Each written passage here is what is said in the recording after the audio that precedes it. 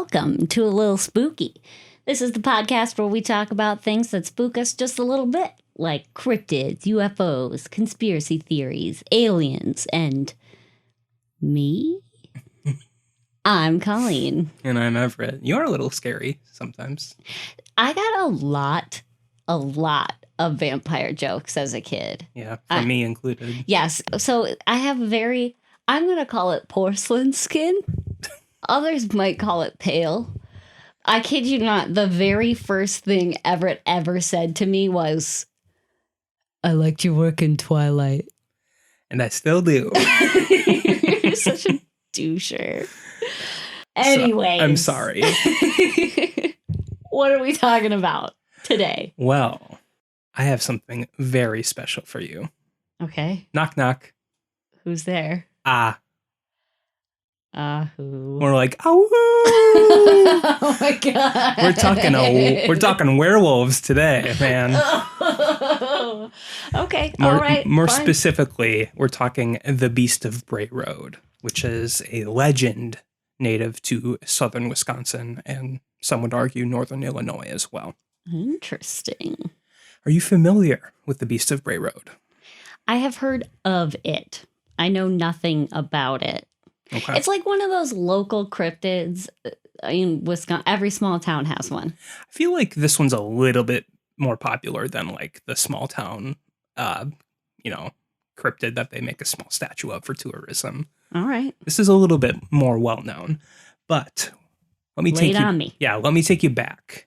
Okay. To the year 1936. Oh, good year.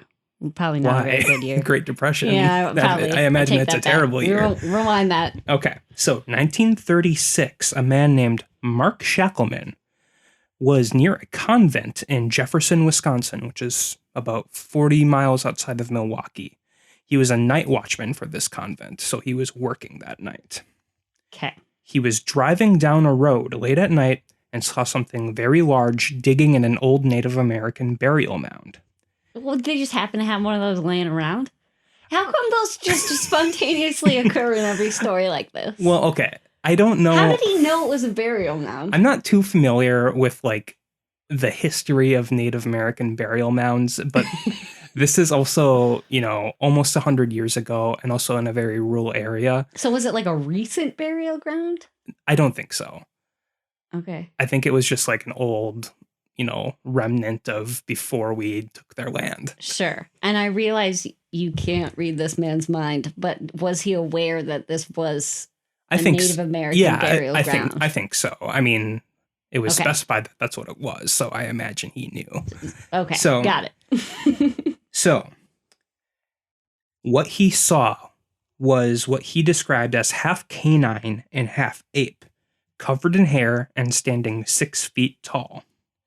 He said it had an almost unbearable stench of rotting meat, and it had 3 fingers and 1 twisted thumb. Okay, you're saying half canine, half ape. Which half? I think the reason that it's described as that is because it looks canine, but it stands on its 2 hind legs and is very large with a broad chest, like a gorilla. Okay.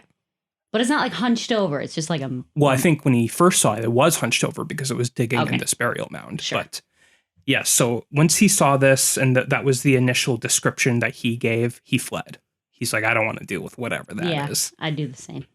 So that was nighttime, but he returned the next day during daylight to see if, he could see any evidence of, it being there. Surprise. It's still there. What? No, during the day? Yep. The beast was still there, and it spoke a 3-syllable word. Gadara.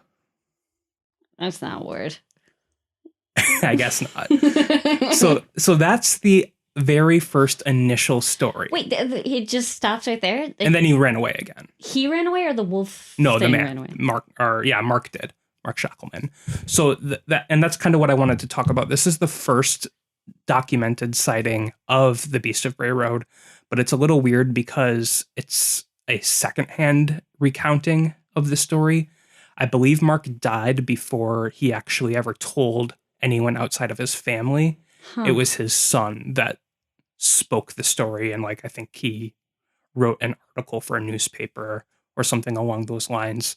But this was a secondhand account, and this is the only non-firsthand account we'll talk about. I just wanted to bring it up because it was the first sighting. Yeah, that's interesting. That's like, like when your grandpa tells you tales about the giant fish he caught or something. And yeah, it's weird. It was digging in a burial mound. I don't know why it would have been doing that.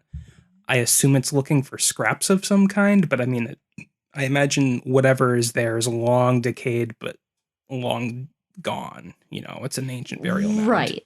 Well, maybe he was looking for treasures. Well, and apparently it can speak too. So maybe it's like a magician of some kind and it's looking for bones in a spell or something. Yeah. Or it was once a human and it's trying to break a curse. Well, we'll talk about what it could possibly be. Of course, the obvious one is werewolf. So that is a possibility, but there are other possibilities. So we'll talk about that in a little bit. Okay. So that was 1936. We're going to skip ahead decades. Okay. In the years 1989 and 1990, there was a huge rush of sightings of some sort of creature that is described as the Beast of Bray Road. Some differ from others. We'll talk about it. So first, in October of 1989, dairy farmer Scott Bray saw a strange-looking dog on his land. He described it as larger and taller than a German Shepherd with pointed ears, black and gray fur, and a hair-covered tail. But he specifically recalled that it had a broad chest, looking stronger and bulkier compared to a normal dog. He tried to follow it off his land and lost sight of it, but did provide proof of it being there with extremely large footprints. So, I'm sorry, you said this man's name was Bray? Yeah, Scott Bray. I think it's a family name. Just for background, this is all near Elkhorn, Wisconsin, which is I wouldn't say very small. I think it's about 10,000 for the population. I think Bray's a family name, and Bray Road is a rural road near the area. Rural road? Rural road. Rural. Yeah. Rural. So I don't know if his name is linked to that road or not. It might be just a weird coincidence. It is spelled the same, though. And all of these sightings take place on the same road? On the road or very close to the road. Okay. So, just around the same time, a few days later, Russell Guest saw a similar dog-like creature. He was in an overgrown area of the woods very close to Bray Road and encountered a wolf-like creature standing on its hind legs. It took a couple wobbly steps toward him, and then Guest ran away.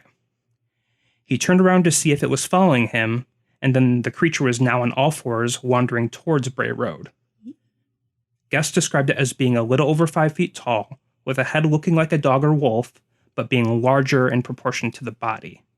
He believed it was a hybrid of a wolf and a dog, but nothing like a bear or a Sasquatch because the head was specifically canine. Yeah, so these most two recent sightings seem to be a lot more dog than half dog, half ape. Except the second one where it was standing on its hind legs. Right, yep, yeah, you're right. So, just a few weeks later, a bar manager named Lori Andrezzi was driving on Bray Road. She turned on a bend in the road and saw at first what looked like a man kneeling at the side of the road. She pulled along the side of the road to, see if that person needed help. Mm-hmm. She rolled down her passenger window and she said she got a close look for a nearly full minute at this creature before it started moving. She said it was a beast with gray fur, pointed ears, and fangs. It had a long face with a snout like a wolf and yellow eyes. This obviously scared her because the headlights were facing a different direction, so it wasn't a reflection that was causing the eyes to be yellow. They were glowing yellow. Interesting. It had arms similar to a human's, and it was eating with its palms facing up. It had human hands with claws on the ends, and since it was kneeling and facing her, she could not see what the tail or legs looked like below the knee. I'm sorry, when you say eating with its palms facing up, like it was shoving food into its face, like... Right, it was actually using its hands to eat, unlike a dog where Sure. it's not going to be using its hands at all, other than possibly adjusting something. Got it. So, yeah, that's... Well, dogs don't have hands. Well, and even if, of course, but even if it was just like paws, obviously a dog couldn't eat like that either. Sure, yes. So we're not dealing with a dog or a wolf. Right. That's the point. So all of those sightings happened within a few weeks of each other. And then there was like a craze happening. Like, what is this thing around here, right? So it was like showing up in the local papers and... I believe so, yeah. So after that last sighting with Laurie and Dreszy, about a year passes before another sighting. Oh. So around Christmas of 1990, about a mile south of Bray Road, Heather Bowie was with a group of friends and they were walking home. This is a group of children. Okay. How, like 9, 10? I think around 9 or 10. So they were walking home and it was around 4:30. They were coming back from sledding in the woods. So they're walking home and they saw a large dog along a creek near a cornfield and they called out to the dog to see if it would come to them. Heather claimed it was about a block away, but obviously they're in the woods. So when she says a block away, I imagine that's like 100 yards, something like that. Yeah, I have no sense of scale, but I'm going to assume it was close enough that it could hear them. Right. So the large dog stood on its hind legs and it took 4 wobbly steps towards them. Then it returned to all fours and charged at the children. The children then immediately turned around and started running towards Heather's house, and the beast followed them about halfway back home. They were about 250 yards away from the home at the initial first point of them running. And then once they got home, they didn't see it. It was gone. This is the second or third time you've mentioned that it took wobbly steps, like it's not used to walking on its hind legs. Right, but it has the ability to stand up and possibly walk, but when it needs to be fast, it has to go to all fours. Sure. So Heather specifically said it made a bigger leap than dogs run. I don't know what that necessarily means. It made a bigger leap than dogs run. Sure, Heather. Yeah, whatever. I don't understand what that means. I guess it just means it's making giant strides in like a jumping motion, almost like a kangaroo, but on all fours. Yeah, or like each of its strides when running are bigger than a regular dog's. Yeah. Whatever, Heather. So that was the last sighting for a long time. I don't know what happened, but in 1999, this is the last, what people say is the last trusted sighting of this creature. In Halloween of 1999, Dorothy Gibson was driving home on Bray Road, and as she approached the intersection with Hospital Road, she claimed that her front right tire jolted. So she believed she hit something, so she stopped immediately and got out of the car to investigate. After closing the door, she immediately saw a dark and hairy creature approaching her. She got back into the car and started to drive away, but the creature jumped onto the trunk of the car. It could not stay on because it had recently rained and the car was wet, but it did leave long scratches in the exterior of the trunk. Huh. That's kind of creepy. That's kind of like an urban legend. Right. So for most of these sightings, there is, or not most of these, for some of these sightings, there is some kind of proof. Sure, there was the paw prints. There were the scratch marks. Yeah, I guess those are the only two. Yeah, okay, but, those two. so there aren't any actual pictures of this thing. And other than the very first sighting in 1936, these are all firsthand accounts. Mm-hmm. I can understand why some people would make up stories initially in 1989 and 1990 because there's like a craze happening of some kind and people want to get in on it for whatever their reasons may be. But why would anyone lie about that? Yeah, I mean, maybe they're trying to make a quick buck, but I don't think that's much to gain. Yeah. Well, okay, so the first one in 36 to me could go either way. Like this man legitimately saw it, believed it was there, went home, told his family, or he was telling his grandkids, I saw a beast. Yeah, and I thought the same thing too, so I was trying to figure out when did his story, even though it didn't come from him directly, when was it first made public? Mm-hmm. I couldn't find a definite answer, but it does seem like it did come out before 1989, so it's not like it's not like his family was trying to get some public attention because of the craze. Like it came out before 1989, I think. Right. So I don't really know. But like I said, that was the last trusted sighting, and after that sighting in 1999. There have been dozens of reports of this creature, some as recent as last year in 2020. Really? Yes. Most claim of encounters with werewolves or dogmen, and they're basically just mocked by the local community. Like, that's not real. Right? Well, yeah, I mean, I'd be like, my grandma told me that story. Yeah. That sort of thing. And I think it's mostly because even though that craze was happening in 89 and 90, since then, it's kind of been treated as like, obviously an urban legend. So they're being mocked. But it's become so popular that in 2005, there was a movie made about this called just The Beast of Bray Road. What? I haven't watched it mainly because it has a 4.1 out of 10 on IMDb. So I don't think it's very good. But people are basically equating it now to Bigfoot and Loch Ness Monster. Of course, many people believe in those specific cryptids, but it's if you see the Beast of Bray Road, it's like you're just crazy, right? You're just mocked. Yeah. But why would anyone like make up these stories, right? Well, I mean, the ones we talked about. Right.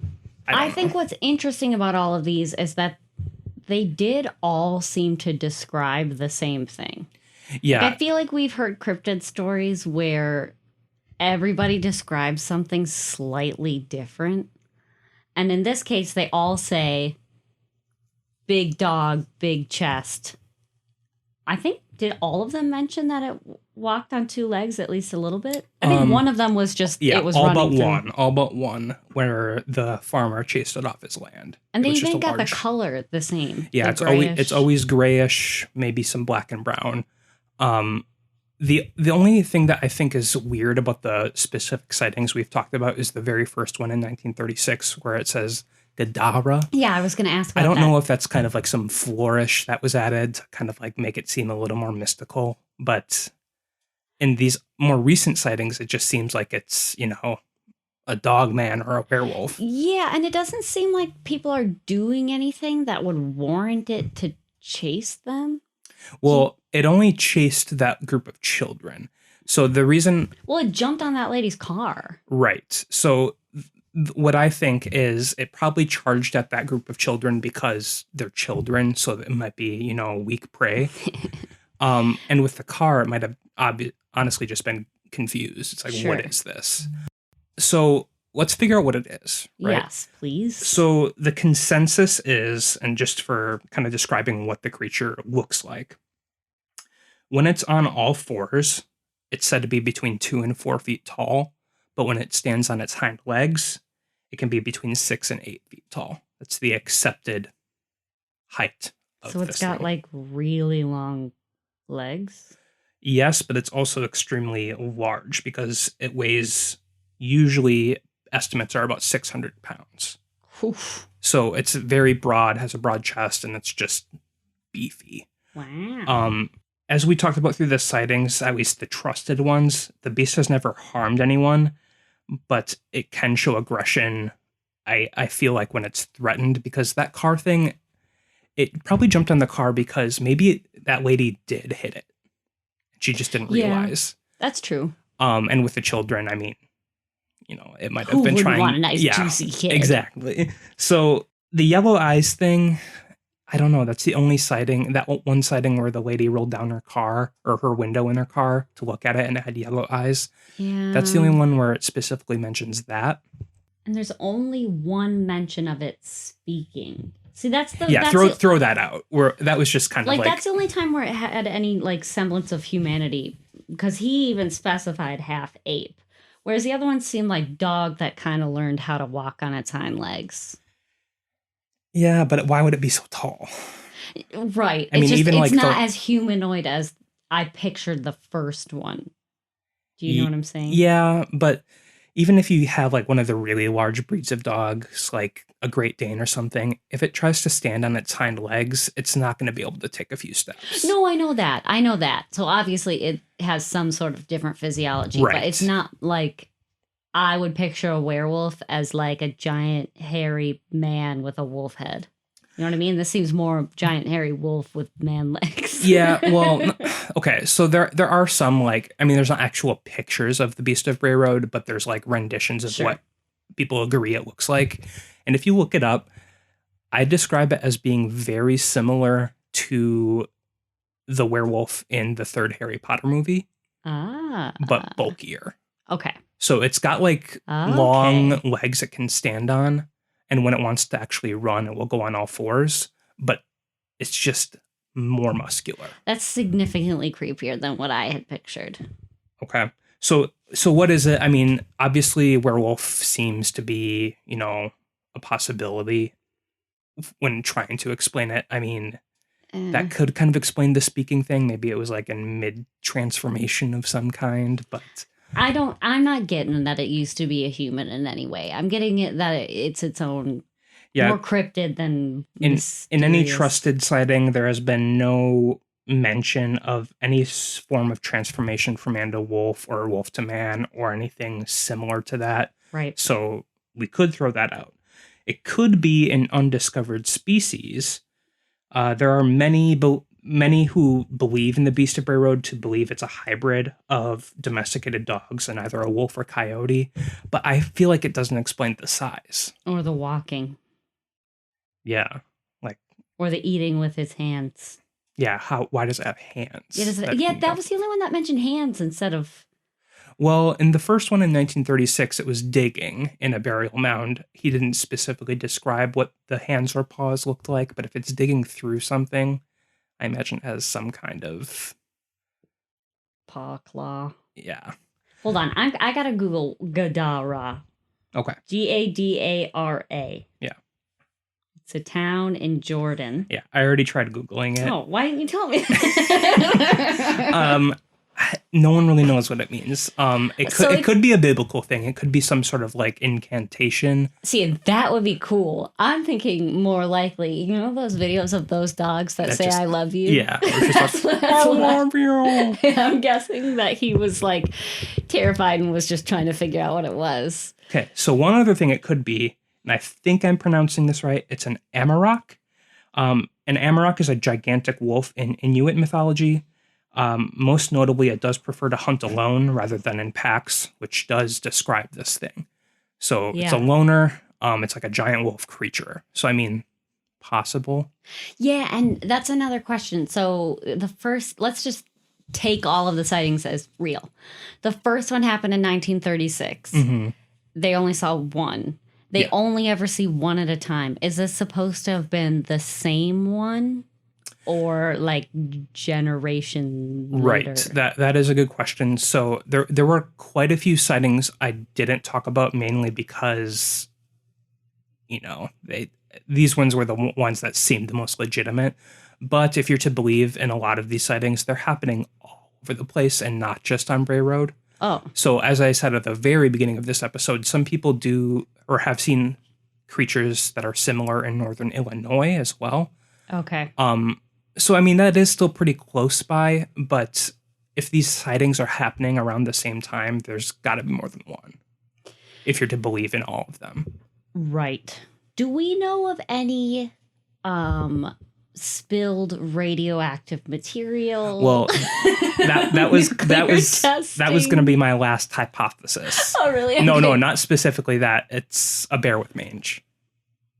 Well, yeah, okay. Well, see, you just basically explained it. It doesn't really explain it, though. I mean, I think bears can eat, like, with their palms facing up, their paws facing up. But, so I'm just trying to think, I'm trying to describe all of these sightings as a bear. So that kind of makes sense. The size would obviously make sense.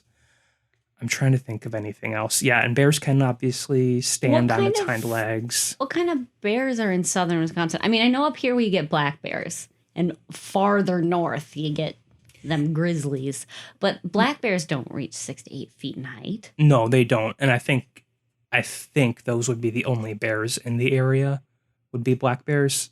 So, I mean, people could be misjudging the size, too, when they see it. Yeah, I mean, and I know if I saw something weird and somebody asked me to describe it, I would unintentionally exaggerate way too much. Yeah, and especially when it's far away, like when they charge that group of children. Yeah. But like when you're right next to it on the side of the road and you roll down your window, you should be able to get a pretty accurate description of height and weight, like a good estimate. So I don't know. Bear with Mange obviously is probably what it is. Especially since all of these sightings happened, or most of these sightings happened in like a 2-year period. Sure. Sounds like all these people should have been a little more a werewolf. Good job. I'm proud of you. So basically, that's the Beast of Bray Road. I think it's a bear with mange. There have been a ton of sightings of this thing, and like I said, as recent as last summer. But those are horseshit. I mean, well, it's interesting because wolves or like, coyotes, larger wild animals are not uncommon in that area. No, yeah, it was a very remote area. I mean, it was near Elkhorn, which is a fairly large town, but this is like on the outskirts and in the woods. Yeah, I mean, like, well, take us. Duluth is what, 90,000, 100,000 people? Yeah, but there's a lot of woods around here. Right. I mean, like, we're technically like pretty close to downtown. We get bears, we get deer, we have foxes, there's gophers and skunks, raccoons, like all up in our yard. So I am inclined to believe that it is a misunderstood animal. I don't think it's impossible that it could be something crazy and undiscovered.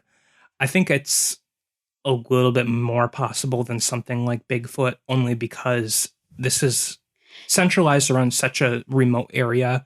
Not a whole lot of people have investigated it as opposed to Bigfoot, where, people are constantly going on Bigfoot hunts or whatever. Well, it's not human enough for people to be interested, and it's not killing enough people's chickens for people to hunt it down. Right. What do you think?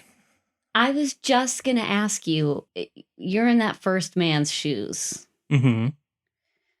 What is your reaction? I mean, would you believe what you saw? Yes, especially because he came back. So like the first time at night, he was working. He was a night shift person. So he could have easily been like, his shift's done. He's going home and he imagined something because he's tired. But he came back during the day. The sun's out and he saw the same thing. Yes. That's another point against werewolf. Everyone knows werewolves aren't wolves during the day. Unless you're some of them bullshit Twilight werewolves.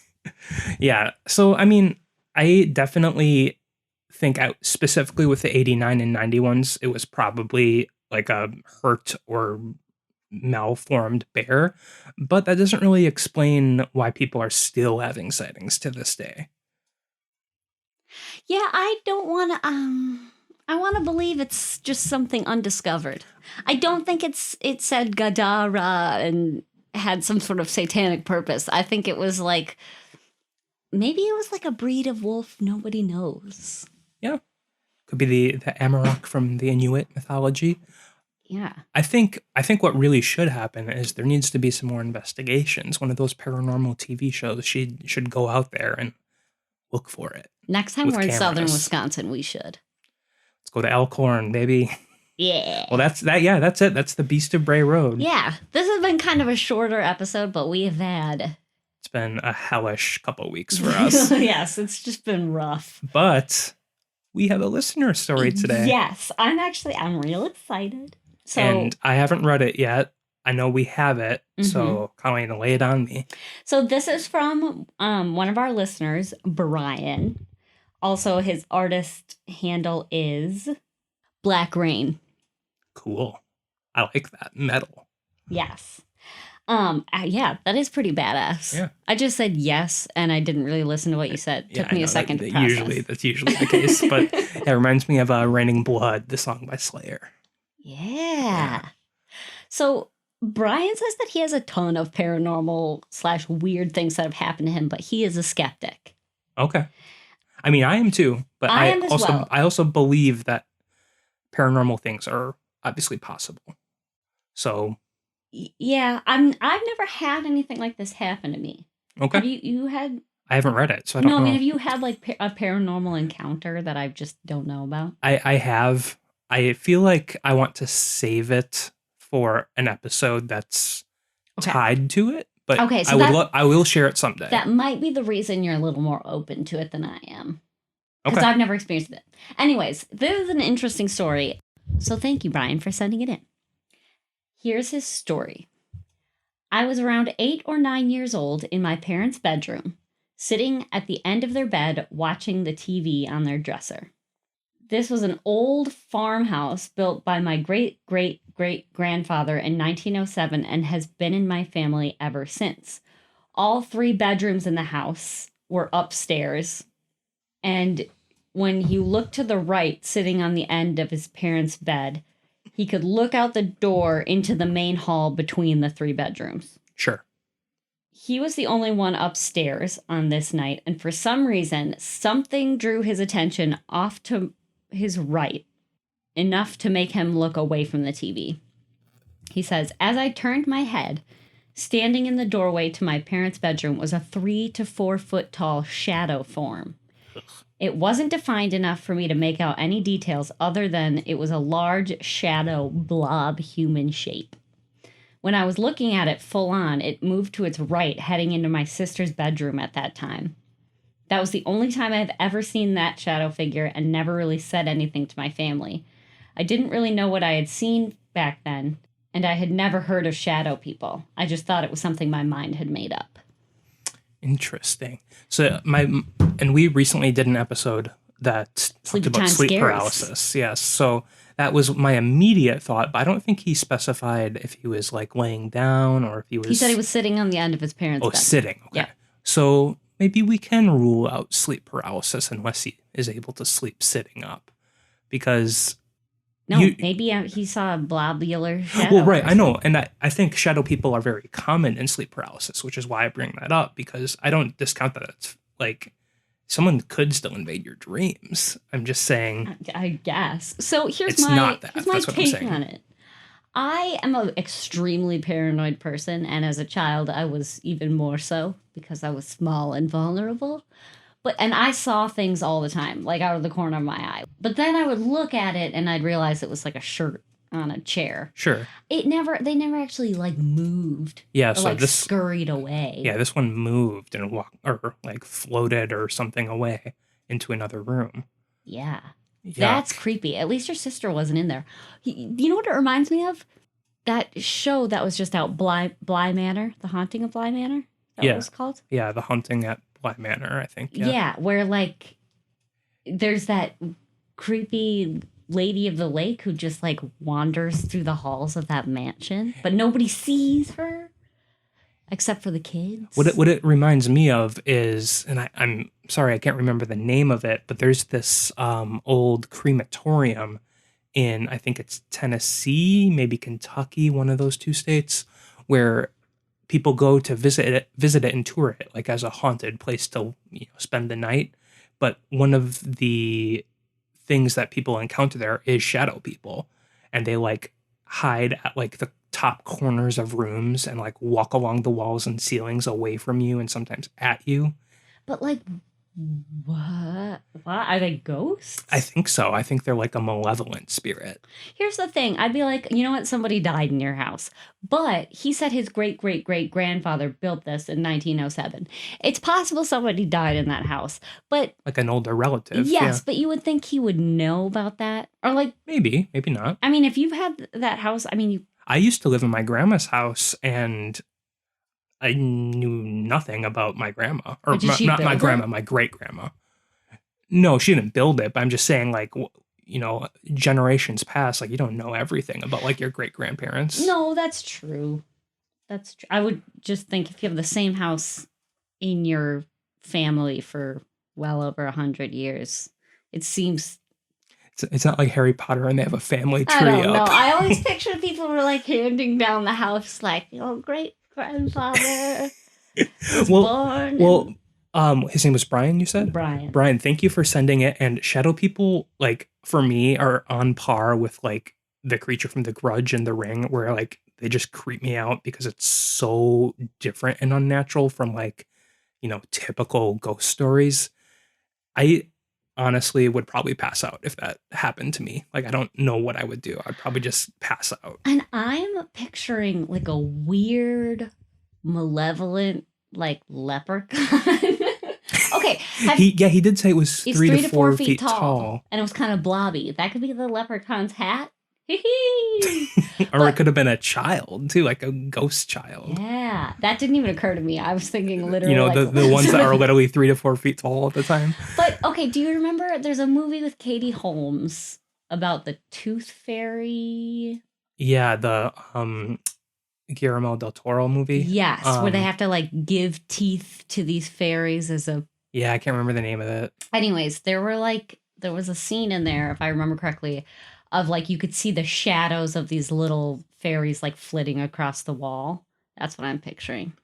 But if you haven't seen that movie, that description means nothing to you. So I'm sorry. Yeah, let's just say it was a shadow person. I don't like it. I don't like that. Shadow people are one thing that I actually do kind of lean towards possibly being real, and it scares the hell out of me, and I never encounter it. I would much rather encounter the Beast of Bray Road, to be honest. So I've always envisioned shadow people, not in the sleep paralysis sense, but in this sort of blobby, malevolent spirit sense, that they just follow you wherever you go. They're attached to you.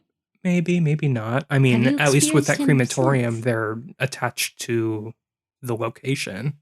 Yeah, okay. If you're spending the night in a crematorium, you deserve anything you get. Sorry. Well, I mean, that's the point. Did you pay to sleep in there? You don't sleep in there. You spend the night awake looking for them. I don't know. That's the attraction. You know what we should do? No. We should go. Whatever it is, we shouldn't do it. Unless it has a Egyptian cotton sheets and a memory foam mattress. I don't think there's any furniture in there other than maybe the old mattresses from the people that were dying of tuberculosis. Yeah, but what kind of continental breakfast do you think they have after? Well, if you have a scary story that you would like to send to us, send it our way. You can send it to any of our socials or our email. Facebook, Instagram, Twitter are all at NerdSlothHQ. And the email is podcast@nerdsloth.com. And we have some exciting new information. We have merch. This literally launched today. We're recording this on Wednesday, and this episode will be coming out in 2 days. On Friday. So if you are listening to this when the episode first comes out around 8 a.m., if you're one of the lucky ones that's listening early, everything's on sale. It will be 35% off. Yes, so everything will be on sale. We've obviously been advertising on all of our socials as well. Yeah. But for the first few hours on Friday, everything will still be on sale too. Yeah. You want to impress your date's grandma? Buy yourself a Lil Spooky shirt. Yeah. You want your mom to think you got your life together? Get yourself a Lil Spooky pillow. Just throw that on your couch. Yeah, we got shirts, hoodies, pins, magnets, mugs, lots of different types of stuff. And not just A Lil Spooky, but all of the podcasts on the NerdSloth network. Yes, there's the NerdSloth logo. There's the old NerdSloth logo. There's a cute little sloth and a heart, like a little Cupid sloth. And if you want to rep any of our sister podcasts, we have Party in Peril, Night Marathon, and of course, Saturday Morning Cartoon Boom. But, rep your spooky. Yeah. So if you're interested and if you enjoy our show, if you have the means and you would like to support us, take a look. Yeah. I'm super excited about it. Yeah. I totally got a bunch of shirts. Yeah, we bought our own merch.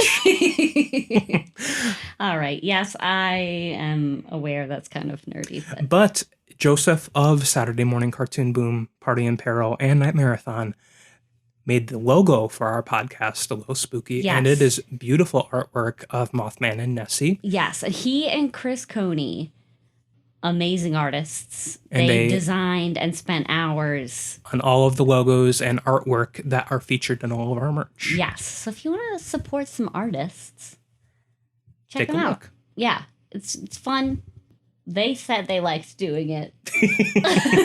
I wish that I could say I participated more, but I'm just a voice and not the talent. So well, we're doing our part in letting the people know that it's available and it's beautiful artwork. Yes, so check that out.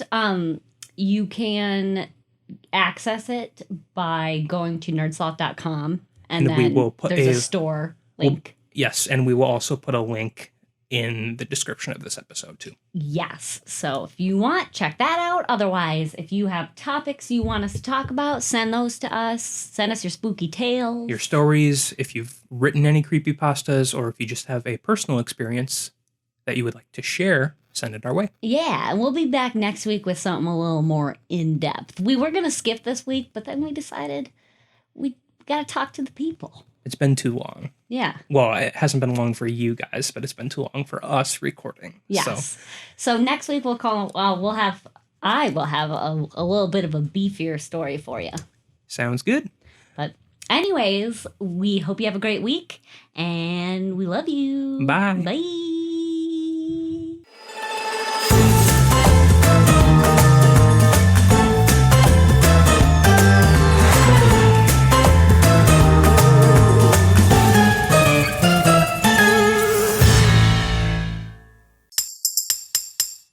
Presented by NerdSloth, a place for lazy nerds.